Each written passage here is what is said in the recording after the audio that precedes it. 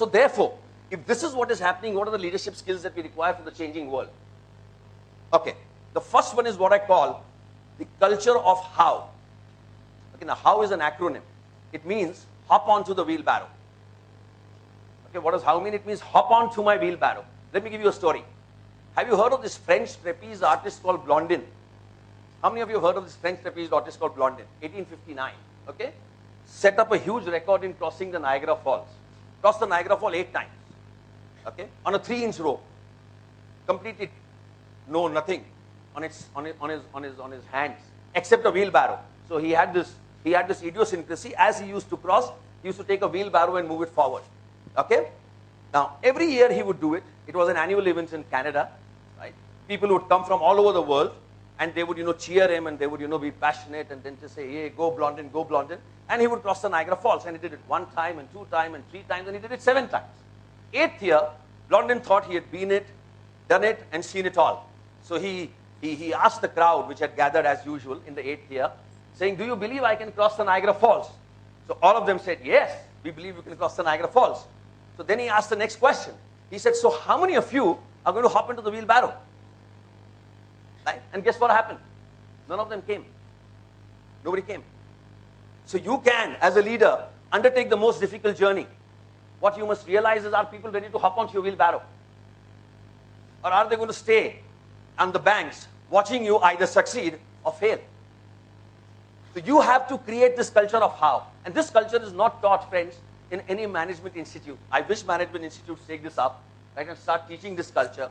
You can create this culture by exposing students more and more often to such organizations, right? But you have to learn on the go, right? You as leaders have to realize how to make people hop onto your wheelbarrow. The second is you have to know John. One of my favorite courses, if you have to teach John mathematics, right? There are 2 things you have to do. One is you have to know mathematics, right? Do you agree? Yes or no? Right? Yeah. Okay. The second thing is you have to know John. Because if you don't know John and you try to teach him mathematics, he's not going to learn. You need to know how to teach John mathematics, right?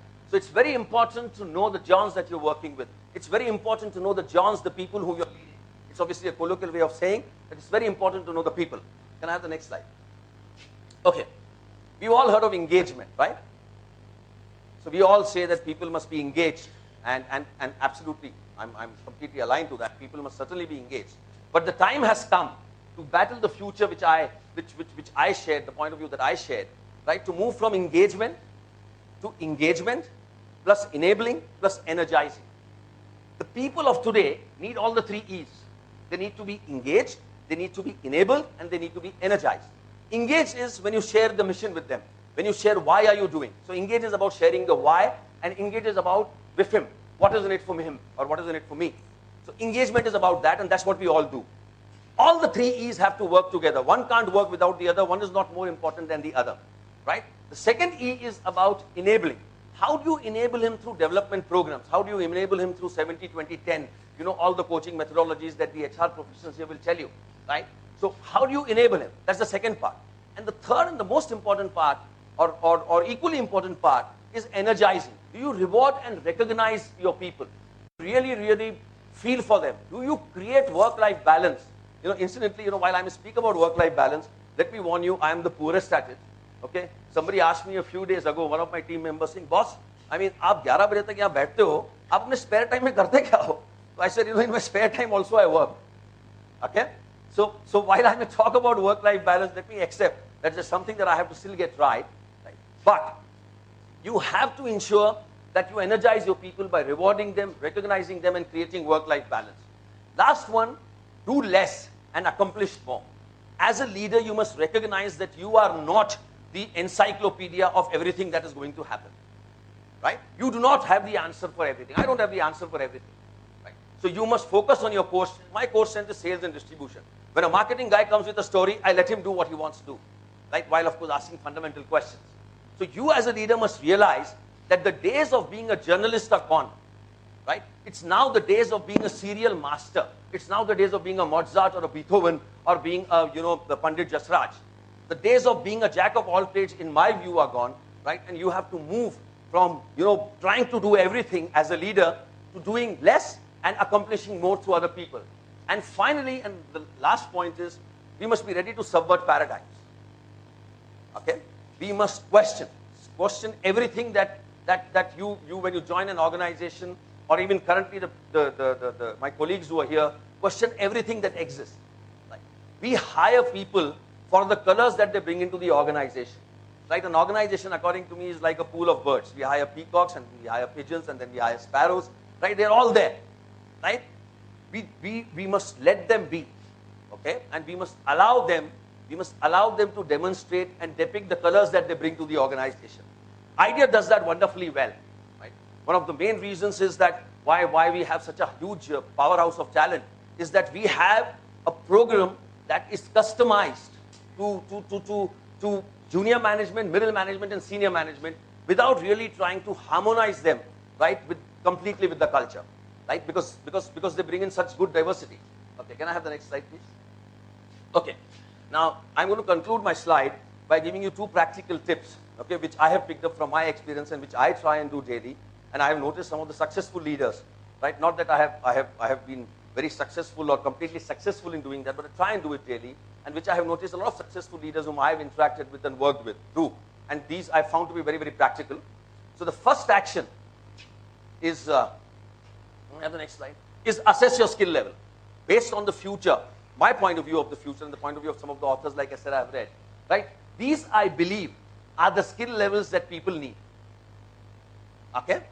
And these are the percentages at which you need them. These percentages are not some randomly generated number. They are based on various researches that, various HR professionals the world over have done, including in India, right? So these are some of the qualities. They have many more qualities. I have tried to pick up the 6 that are most important in my view. Okay? Which is, one is mission, other is demonstrating courage, demonstrating character, demonstrating transparency, knowing your people, and the E+E+E. Okay? This is what the percentages are. I'll get out of the view. And you need to assess yourself as to where you are and what are the gaps that you need to develop in yourself, what are the gaps that you need to develop in the people whom you work with. So that's tool number 1. And tool number 2 is really about practicing leadership. Okay? And the way I have practiced leadership, and I have seen some of the people whom I have had the privilege of working, Dr. Ganguly, Mr. Datta, Mr. Birla, Mr. Himanshu Kapania, right? I have seen them do this, right? And this is really a distillation of what I've seen them do, and what, is to live leadership moments every day. Okay? In that sense, be like the tree, right? Give. Because that's when you get the maximum happiness. So be like the sun, right? Now, and it's very, very easy to live a leadership moment every day. And I will show you one video before I end my talk, and then I'll say thank you for listening to me. I'll show you one video on how easy it is. I'm sure all of you have seen this video on how easy it is to really, really live a leadership moment.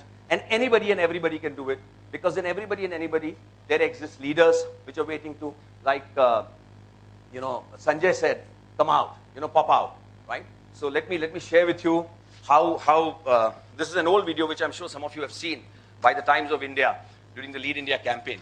Can we have the video, please? Thank you for listening to me, and it was great to be here.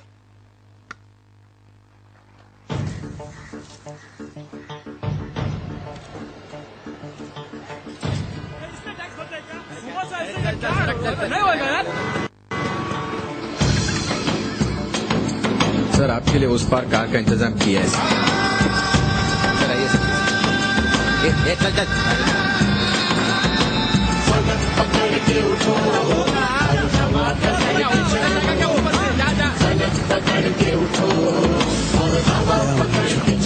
I hate this country. तुम चलो तो हिंदुस्तान चले, तुम चलो तो हिंदुस्तान चले, तुम चलो तो हिंदुस्तान चले, तुम चलो तो हिंदुस्तान चले।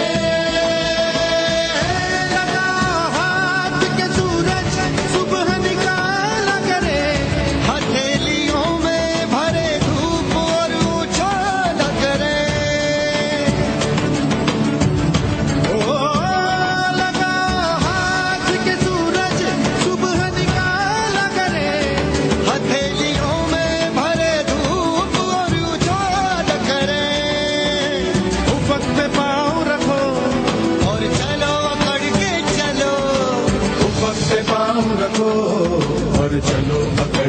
चलो, पलक पकड़ के उठो और हवा पकड़ के चलो, पलक पकड़ के उठो और हवा पकड़ के चलो।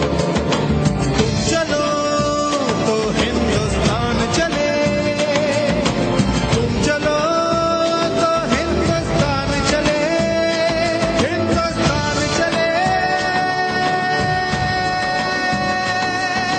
चलो।